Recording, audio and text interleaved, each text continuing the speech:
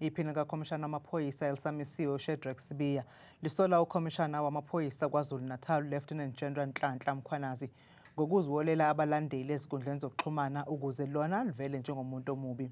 Bekungokokuqala namhlanje U-Sibiya ezokwethula ubufakazi ekhomishaneni kaMadlanga emva kokuvela ekomidini lephalamende eliphenya ngezinsolo zenkohlakalo emaphoyiseni.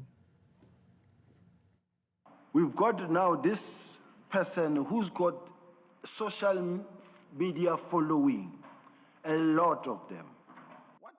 U-Sibiya uthi kunzima ukuza kulesi sigcawu ezokhuluma ngoMkhwanazi ngoba unabantu abaningi abamlandelayo ezinkundleni zokuxhumana. Everything that is happening on a daily basis about General Mkhwanazi is on social media. And then when you say something here, when I sit here and say something, whether it was on radio or on TV or an interview, whatever, the many attacks that I get, it's a lot coming from the same direction. And then the excuse that says, I'm not on social media and I'm not the one and I'm not responsible, I don't agree. Usola Mkhwanazi ngokuba nesandla kukho konke lokhu.